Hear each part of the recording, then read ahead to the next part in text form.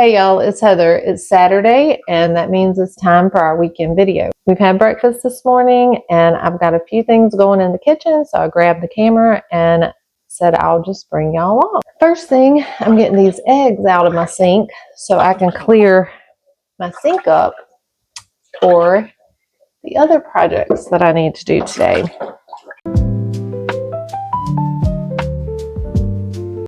We've been slowly processing our garlic, and what we do with some of it is we put it in honey. So we have this that's been peeled and I washed it.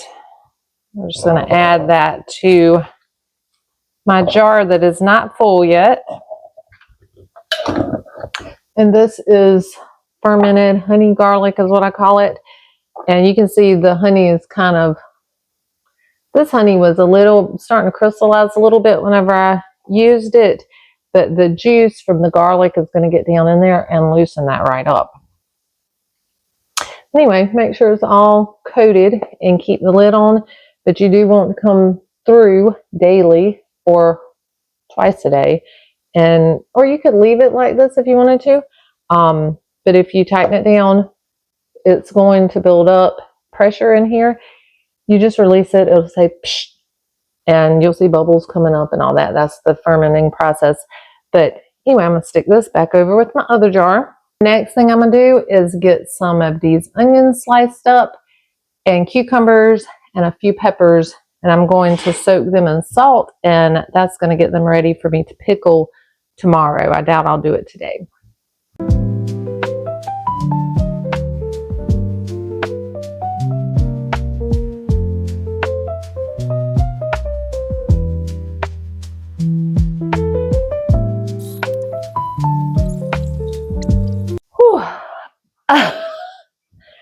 Okay, the onions are rough, but we got them done. It's way better with the slicer as far as the amount of smell and stuff and eye burning. It is much quicker, so it's not as bad on you in that way. I'm just going to clean this up. And what I'll do with these pickles back here, I put 2 of my jalapenos in there, chopped those really small in my other chopper, and did the sliced cucumbers and onions, and I used the thinnest setting on this because in my opinion the thinner the better.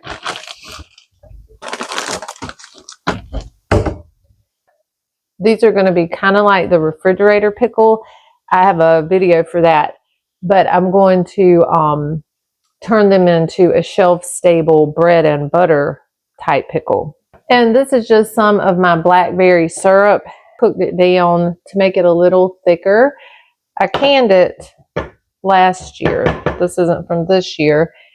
And it's kind of thin when you take it out. So I cook it down to make it a little thicker. But I cooked it down too much and it got super thick. So this morning I was adding a little water to it to thin it out.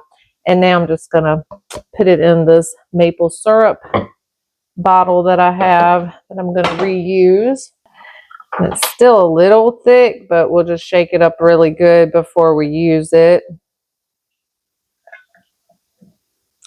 And I usually only do a quart at a time because I don't want it to go bad in the refrigerator. So if I opened up enough to fill this up, then it may go bad before we use it. I'm just going to clean this up, get my machine cleaned up, do a few dishes, and then I will go on to my next thing. I had this bone broth. This is the first time I've ever freeze-dried it, but anyway, it's done, so I needed to get out here and get it jarred up. Kind of the color of frozen Coca-Cola. That's what it reminds me of. I'm just trying to break it up and get it in my jars to make like, I want it to be like a powder. But I needed a bigger bowl, really. This is the one I have, though, so this is what I'm going to be using. Okay, once I get it in the jar, I might have better luck with it.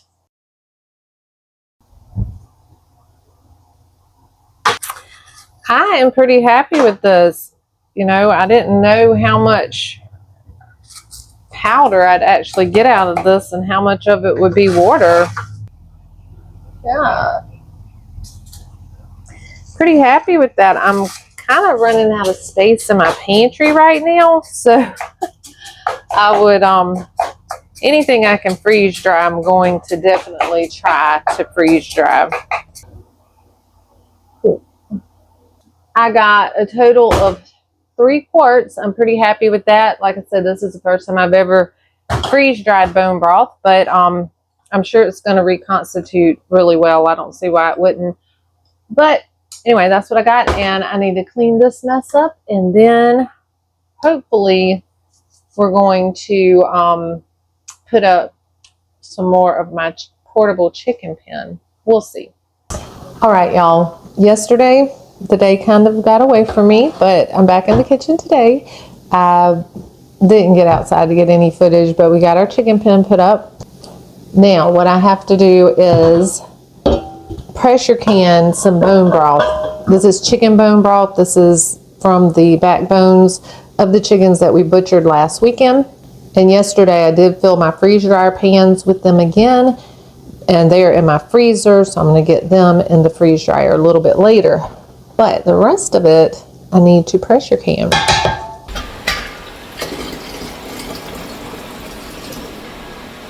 I like to position my jar and pot like this so the spillage will be minimal. And I'm leaving 1 inch of headspace on these. These are some butter beans that we shelled yesterday. So I'm going to put the remainder of the broth on here. It's just a tiny little bit, and then add the rest water.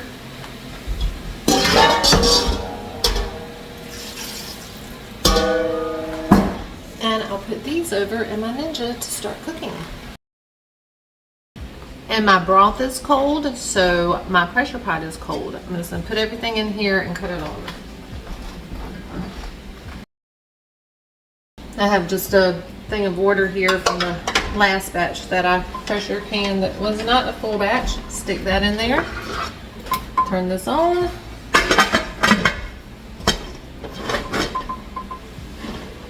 Get that started. While we're waiting on our broth, we are going to do the brine for the pickles that I did yesterday, sliced and soaked. I put them in the refrigerator because normally I wouldn't worry about it. But there's a gnat issue in the house right now, which I'm pretty proud of myself. This middle of September, and we're just starting to see some gnats. Usually all the produce, all that stuff, you have those little fruit flies. They're so annoying, but we have an issue. So I did keep them in the refrigerator until today, and I just put them in the strainer so the liquid would continue to drain out, and that works really well for me. And then I don't feel the need to have to squeeze the juice out of them, because I will do that with my refrigerator pickles, and these are similar to the refrigerator pickles. I'm gonna do 3 cups of sugar, about 3 cups of sugar, and then 4 cups of vinegar. Enough. Still not enough.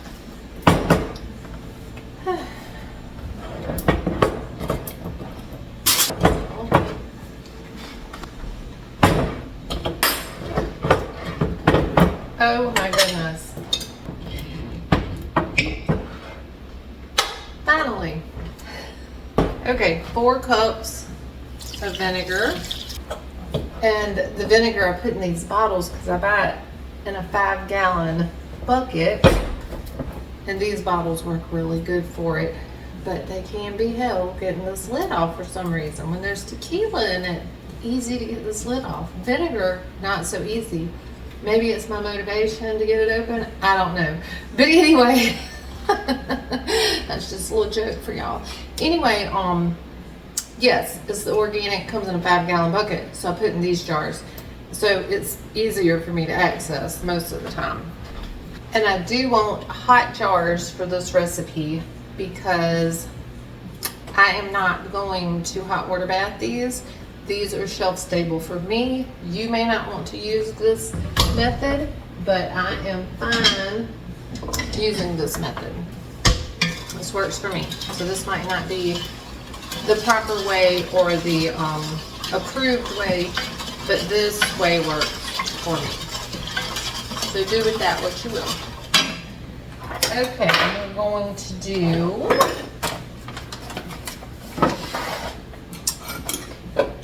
2 teaspoons of turmeric, 2 tablespoons of mustard seed, 1 tablespoon celery seed. And I'm always on the fence about these black peppers, but I'm putting them on there. The only reason I'm on the fence is because I have bit into one of those eating pickles and it's just not great. But I think it does add something to it. And I'm gonna add pickle crisp to each one of my jars if I remember. I didn't remember last time. Okay, so that is that. And I don't add any salt to this because I put salt on these mainly to draw the liquid out of them.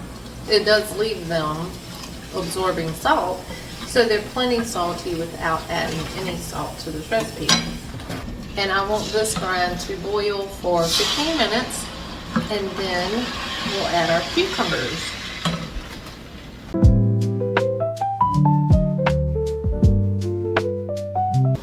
So here's my cucumbers and onions, and I also did the 2 peppers in it really small. I don't want to cook this. I just want the cucumbers and onion to get hot. In my opinion, if you cook it instead of just heating them through, it will make the pickles kind of soggy, which is the same reason that I'm not processing mine in a hot water bath. I would like my pickles to still be crunchy, and that cooks them a little more and it makes them not crispy enough for me. So this is why I like to do it like this. And I just need them hot. So then my jars are hot, brine is hot, and I will even put my lids down in the bottom of that water, not to boil them, but just to heat them. So I'll get a nice seal on it.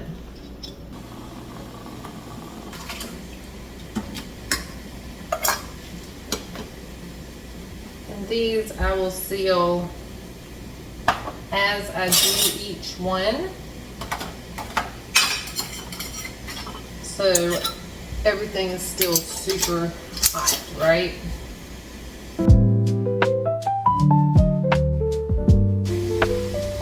We got 4 pints, and those were just kind of end of the season cucumbers that I had in the refrigerator. I've been picking them this week, and I couldn't eat them all fast enough, so that was some of our onions and a few of our peppers, organic sugar and organic vinegar. 4 pints of basically organic bread and butter pickles. Once they cool, I'll label them, put them in the cabinet. There we go, that's done. Pickles done. And this brine, I will let it cool, and I'll add it to my jar of pickles that I have in the refrigerator. I'm gonna go ahead and wash this pot. I need to make some cottage cheese, so I'm gonna get that going because my broth has not even started to steam yet. So all these things can be done while you're waiting for your pressure canner. And that's how I like to time stuff in the kitchen.